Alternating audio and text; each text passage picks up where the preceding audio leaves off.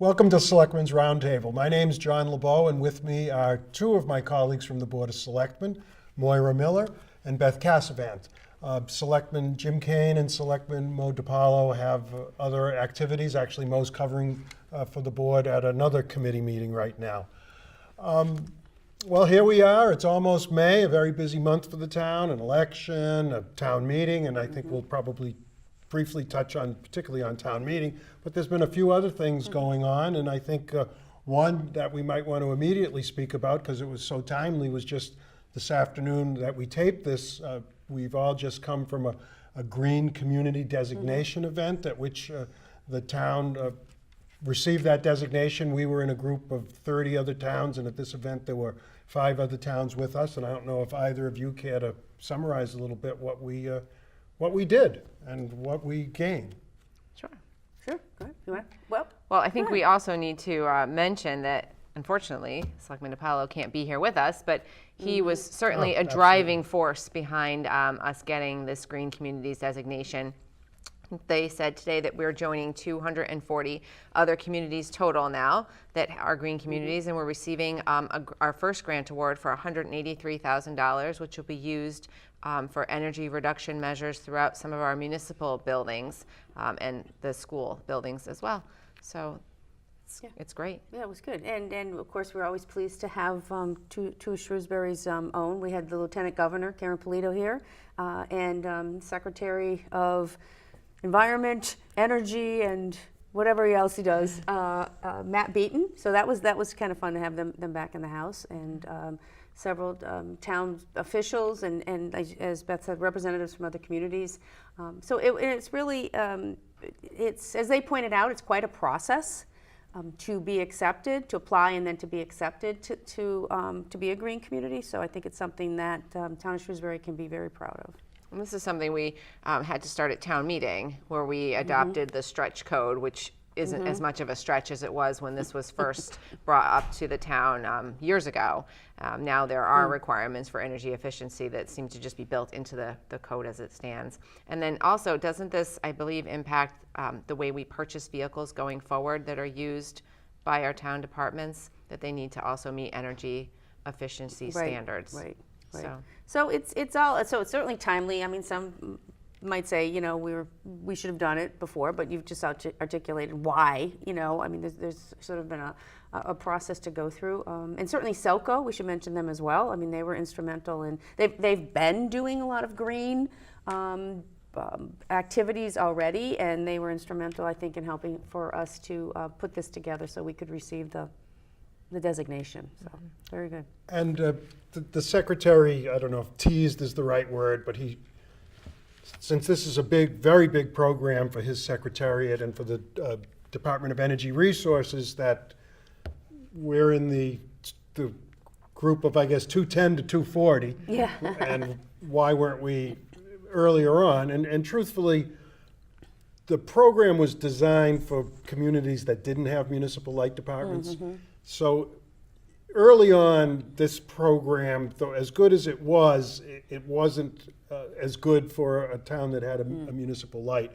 And over a couple of years, we were able to, I don't know if the program changed as much or we were able to examine the program, but one of the reasons we were in later than others was simply because of that. And actually, if you look at the map that they had on display, and you know the communities, it's a lot of munis that are still not participating. So, though I know the secretary was very anxious for Shrewsbury to do this quickly, I would say in typical Shrewsbury fashion, we waited until the situation was much more favorable than it was initially. But we were grateful to have everyone there. We were the host, as we mentioned, for the other towns. We had a nice crowd, and the Lieutenant Governor and the Secretary and the Commissioner Judson from Energy Resources did a very nice job, and we appreciate the support. Secretary Beaton should be thrilled that we were one of the first communities, though, to take advantage of the MVP program, which is the Municipal Vulnerabilities Program, where they came in and we planned different members from each of our departments, and community members came together and did some planning about a year and a half ago. to look at our community and determine if we are indeed ready for the effects of climate change. And now we're receiving grant money, able to apply for grant money so that we can improve our ability to respond if there is to be some sort of climate-related incident, but also putting in place some of the important mitigation kind of things that we can do so that we are ready when there is a climate emergency. Okay, I think we've covered that. I think a very important other thing to mention is that the board 2 nights ago executed a contract with Kevin Mizigar, our town manager. We negotiated over the course of the winter and the early spring a new contract, and we've contracted with him. His present contract expires in early July of 2020, and now there's a contract in place, a subsequent contract, I guess you'd say, that will take him from 2020 to June 30th, 2023. Yep. I think the board, and it's not uncommon to execute a new contract a year or so in advance, because the manager needs some job security, and the manager needs to know whether or not he or she will have a job. So it's a good practice. It's a practice that's followed in a lot of communities. The board did it with Town Manager Magato previously, similarly, not exactly the same, but I'm very pleased about it, and since we all seem to be pretty unanimous about it, I think everyone's happy. Yeah, I think it's important not only for the manager. It's important for the entire community, really, to know that going on, they'll have the stability of the manager. I think I've not talked to anyone who doesn't agree that Kevin Mizigar is doing a great job. He's been a great manager, following in the role of 2 other great managers. So certainly we want to keep him, and I think it also provides stability for the staff and the town departments, again, to know that the board feels this strongly that he will continue in that role. So. Yeah, I agree with that. Plus, with all the changes that are being made, it's, I think, also good for the staff to know that, the person who's pretty much driving a lot of those changes isn't going to be going anywhere. Yeah. And so I think it helps with the buy-in and everyone feeling invested in moving in a certain direction when they know that that's going to keep going that way. Yeah, that's a good point, because he's the manager is in the process of, along with the board, driving some organization change that is significant. It's a change in the way the town will do some of the business, and it's a change in the way that that people will do their work, employees do their work, and thinking about that. So again, that all takes time. That's not something that happens overnight. So you want to know, and he wants to know that he has that that consistency again. So I think it was a very good move. Yeah, and the point that was made that it brings certainty to the whole organization. Yeah. The board appoints the manager, and the board determines whether or not who the manager is. But then once a manager is in place, the manager is the chief administrative officer, and all the department heads, with very few exceptions, report to him or her. And everybody wants certainty. I mean, people like to know what's going on. So it's always good to have that certainty, and I'm sure at the Mizigar homestead, they're happy to know as well. Yeah, That's very true. Because we're all people, and it's all, I mean, people need to have jobs, support their families, and not always be wondering if, it's a strange, I mean, you're a very public persona with a contract, many things go on televised, and you're under the microscope, so it's nice to know, for one, when you're going to continue to be employed. Let's see, what else, before we touch on the warrant, perhaps we should talk a little bit about the change in trash vendors and what's going to happen on July 1st. Sure. So we had an agreement for, I think, several contracts with Pellegrino. I think it was they were 5-year contracts. Every 5 years, they're subject to a competitive process. This time, the lowest bidder was Waste Management, who offered a suite of services slightly different than what we currently have, and based more on, I'd say, cost than anything else, and this was the manager's decision. We've executed a contract with Waste Management to do trash and recycling effective July 1st. I think one big thing we should mention is how recycling is going to change to an every week basis. Yes. Yes. But not everything every right. week. So today, I just hauled 4 bins up to the top of my street for my pickup tomorrow. I have a very long driveway. In the future, I will only be hauling 2 bins, but every week. So it will be 1 week, they'll do the commingled plastic, glass, and aluminum cans and that sort of thing. And then the next week is the paper and the cardboard. So I think that that's actually going to work out just a little bit better for people. I know I've heard people say, well, how will I know? Well, I think you'll know by which bin is full, which week it is. Well, and I would anticipate, hopefully, they're going to put something out, you know, similar to now. So now you know if you're green or you're blue, you know it's this week. And you know recycling is, you know, every other week and when it is, and you look on the chart. So hopefully there would be something You're better coming than me. out to I people. never can keep track of my chart. You know, so we have to go look. We have to go, whoa, is this recycling? Well, yeah, okay.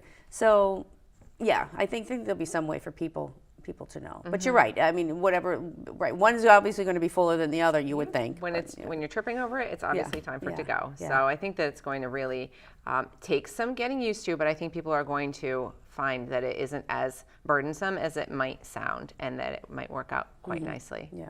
And, I mean, there will be a great deal of outreach. That's part of the arrangement with Waste Management. They will be doing direct outreach, plus, obviously, we'll be posting things on the website. I saw today a mock-up or a final proof of a 4-page brochure pamphlet. I'm not exactly sure how that's going to be distributed, but in this day and age, everyone recognizes the fact there are multiple channels of communication and different people. Not everybody reacts or responds or deals with them, so you've got to use them all to reach the public, and they've done this before, and I'm sure they'll do it again. And then, not part of this waste management deal, but the board agreed to enter a program with the company. I think it's Waste Zero? It is Waste Zero. And this is a program in which a lot of things that formerly had to go in the blue bag, so folks had to pay to dispose of them, will now go in pink bags, which you don't have to pay to put things in. You don't have to pay to buy them either. They're free. Exactly. So there's no cost involved with this.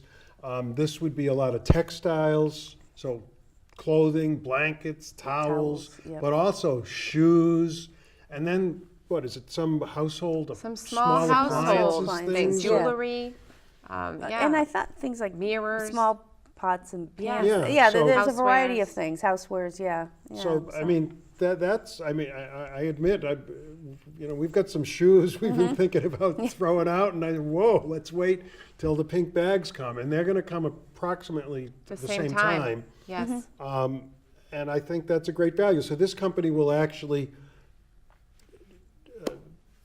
deconstruct a lot of these things and recycle some of the things that they're made out of, and it's a business. And it's a different system. I believe you're going to have to contact them when you want to be picked up. Isn't that how it works? I think you get to just put it I out thought on you your just- regular yeah. Oh, is trash that- day. okay. Yes. You Then I only have need to to look. contact them if you think you're going to need more than what you have for bags. So if you know you're doing a big clean out and you don't think one pink bag will be enough, you just call the company and they'll drop off as That many was as you it. want. Yeah. But it does go on your they're going to follow the regular trash route. So that's, I mean, and there's no cost. There's a very small X dollars a ton that the town will derive from this. It's not a big moneymaker. I think it's like $20 a ton. But it's certainly not a big moneymaker. I mean, it'll be something, but it's going to be some degree of savings to anyone who uses the blue pay-as-you-throw bag. Yeah. And to I'm us too, excited about because it. all that stuff comes out of Yep. the waste stream, Yep. and then that ends up being better for the town Yep. and better for the environment. Right. Absolutely. So, yeah. I would say, you just made me think. So, for people, I was thinking, well, they'll be able to go online to get this information, which is a perfect opportunity for us to mention the new official town website. Facebook page. Facebook page. It's Town of Shrewsbury, MA. MA. So Town of Shrewsbury, MA. And that is, has been set up recently by Val Clemmy in the Selectmen's Town Manager's office, and she's the administrator, and she has done, I think, a phenomenal job, not only designing it, but keeping it up to date, posting every day, and that's where you can go when you want the official information on what is happening in town, whether it's the new trash program or water, or hydrant flushing, or whatever it is. With this Green Communities Act, and she posted something else out there. So if you haven't already signed up to follow it, you want to go and do that. Great source of accurate information. And when we heard at our meeting the other night, I mean, I don't remember the number, but it was a very impressive number. 1,400. Yeah, Yeah, 1,400 already. people had A week. already signed Yeah, up. yeah. So that's great. And as we mentioned, we must communicate in a manner that we can reach folk, and this is certainly, we all know it's a major part of a lot of people's lives. So it's a good way to make that outreach. I think the public appreciates it too. It's been nice to see on the different non-official Shrewsbury Facebook pages comments back and forth between people, and they'll say, "Oh, have you liked the new official Shrewsbury?" Because you can get that information there, and then Val right away, because she's watching, will put the link. Yeah, so excellent. Always working to attract new people Yeah. to follow, and communication is again just so important. And one of the things that folks have requested a greater level of communication about is water. So I think it's very appropriate that we discuss that a little bit. This is something that the board frequently speaks about at its meetings. We have the water superintendent in regularly. The manager briefs us on this. We are keenly aware of the problem, and we've taken granted, we haven't solved everything yet, but I think we're on our way, particularly in the area of manganese, which is causing the dirty water, so to speak. And I think it's important that we make people aware of that, because I get a sense, maybe the Facebook page will help us, that not everybody thinks that the town is doing all that the town should be doing. Certainly the construction of the new, and none of us are water system experts, but this manganese is naturally occurring. If you Google it, Massachusetts manganese public water supply, Shrewsbury is not alone. There are a lot of towns that are having the exact same issues, in some cases not as severe, and in some cases much more severe. But understanding the fact that it comes out of the ground when you, in New England, out of a well, this new treatment plant takes out every bit of manganese that comes in. So there's no new manganese in the system. But over time, a lot of manganese has accumulated on the sides of pipes in the system. And what's going on now is both a flushing exercise to try to move that out, but also the chemistry of the water is changing, and the bonding why it kind of stuck to the walls is going away. So besides the deliberate flushing in certain areas, this change in chemistry, which is all getting us in a better place, in layman's terms, like a hunk of material will just fall off the inside of one of these pipes and go into the water stream and wind up in people's coming out of their faucets, and nobody really cares for that. Should also mention manganese at the levels that we're talking about, though horribly problematic, it's not a quote-unquote health issue. Right, right. It's an aesthetic. Actually, you need some degree of manganese. People need. I mean, I'm not saying you need a big glass of water that looks like a glass of Brown water. Coke I think it's or just chocolate milk. people are frustrated. Their laundry is getting ruined. Their appliances are getting gunked up. They're trying to bathe their kids, and it's sediment in the water. And they're wondering, when does the end come? But I think this flushing, as aggressive as it is and as disruptive as it is what needs to be done in order to bring us to the end of this. Right. And I think the really good news, and you touched on it, but I think it's important to emphasize it, is that this new water treatment plant and this new biological process has been very successful. There is no new manganese going into the system, and that is huge. And so now, yeah, it's going to be frustrating for many folks for some period of time while we work through getting the rest of it out of the pipes in the system. But an example of sort of what's going on is some of the hydrant flushing that's going on right now.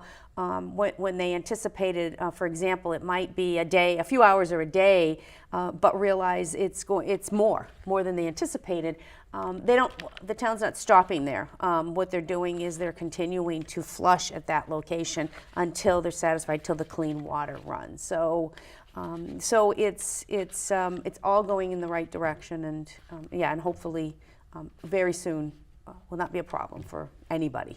I get alerts almost every Yeah. day on my Yeah. phone. I've signed up for the water and sewer alerts to come through, and I get emails. Yeah. So sign up for everything you possibly can, and then you won't be surprised. No, and your when phone and you'll rings, your know text, exactly your- where they've been sending, like, we finished this section, this is where we're going tomorrow. Today I think I got, this took longer than Yeah. expected, so we're still going to be here. So I think they're really trying to make sure that residents are aware. Yep. So one can sign up, as you said, Beth, and one can go out to the website, but we mentioned the phone calls and things, so you'll see on the town website a button to sign up for Code Red. And Code Red is a system by which we can do like a reverse 911 call. We can reach out to the whole town, certain designated parts of the town. If you have a landline, which less and less people have, we can capture that. But if you'd like to be contacted via cell, or by text on your cell rather than a phone call, or if you want to get an email, you have to physically enter into the system. It's not a difficult process, but it requires that one effort, and then after that, it's very passive on your part.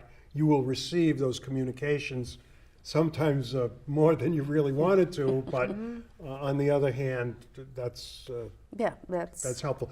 We should probably talk a little bit, we talked about manganese, we've only got about 5 minutes left, about hexavalent chromium, because that's another water issue. Honestly, I'd say less people are, I think less people are really aware of it. It is likely an issue that we need to, I wouldn't say pay greater attention to, but it's an important issue. And we are also taking some very aggressive steps to try to deal with that. We have to try to identify the source. This is not something that's naturally occurring. We've done some test monitoring wells at sites that we thought might be the point of origin, and either they proved not to be. So we're doing that. We're also looking at, we piloted some biological program relative to that. There are some folks who have great concerns about this. All I can say is the EPA, it's not really a law, but it's like a recommendation, is that it be under 100 parts per billion. The toughest standard in the country is California's 10 parts per billion. We're at 3 and change per billion. So we're well below the toughest standard in the United States, but admittedly, we're higher than a lot of towns around us. But we are bringing 2 new wells online to help deal with this situation. So that's coming this year, this coming fiscal year. So I think we are taking a very aggressive stance on dealing with hexchrome. And if folks want more information, there's a great deal posted at the Water Department page on the website. On the home page, there's links to various items about water. And certainly if anybody has any questions, they could call us, and we would likely refer them to professional staff, truthfully. Town meeting's on the 20th of May. Now we're down to about 3 minutes. We've got 37 or so articles. I think there's a couple relative to zoning, about controlling growth and trying to keep the scale and size of some of these duplexes that are going up in residential neighborhoods down, and some creative engineering by which a parcel that was always thought could only sustain one house might be able to sustain 3. Those are on, and I think they're good. I think that reflects the sense of the community. I think that's what the community's looking for. Definitely. Yeah, I agree. I mean, some of the means, I guess, some of these projects are going to in order to fit multiple houses, like you said, on lots that weren't meant to support one, and sometimes not meant to support any. We're constantly, it's another area that, you know, people maybe don't see, but through town meeting, we have constantly passed zoning to address these issues. And every time they come up with another way to get around it, we're coming back again. And I think these two are really, really very, very good, and I think very tight. I think it's getting harder and harder, if not impossible now, to circumvent. Maybe that's why there's only 2 zoning articles this Yeah. time instead of like 6. Yes, thank you. Yeah, I mean, thankfully, right. yeah. And when folks see the exhibits in the warrant and see some of the maps of some of what we feel are the people who've really gamed the system, I mean, you'll see 2 giant parcels connected by a strip that's could be 5 feet wide and yeah. hundreds of feet or tens of feet long, which has never been the intent of what was what we wanted when we designed the bylaw, but that's what developers and engineers do. They try to figure out how can they satisfy the bylaw. Yep. With just a minute left, we have to recognize the fact that Selectman Miller is retiring after 12 years. Her duty ends with the election on May 7th. Does. The board, she attended her last meeting a couple nights ago. The board gave her a pretty good I was send-off. very appreciative. It was a very nice, a lot of surprises. Very nice. But Thank you. you got a minute, Moira. Oh my goodness. Thanks, John. Greetings. Thanks for deferring. Well, Les. okay. So, I just would like to say, I repeat myself a lot on this, but it's just been great. It's been a great run. It has been a privilege for me to serve, to be elected to 4 terms was, I guess, not something I foresaw when I first ran 12 years ago. And I like to give the example, too, that, you know, at 12 years ago, my daughter was in 9th grade, and she recently got married. So that's how much life has changed in 12 years. I'm just very grateful for the support I've had. Amongst my colleagues on the board, amongst the people in Shrewsbury. We live in a great town. It's been an honor. I will miss the people. I'll miss a lot of it, but I'm not going away. My husband and I are retired from our corporate jobs, but we're still here. So I'll see you around town. Well, thank you, Thank you. Moira. Thank you for watching Selectmen's Roundtable, and we'll see you the next time. Bye.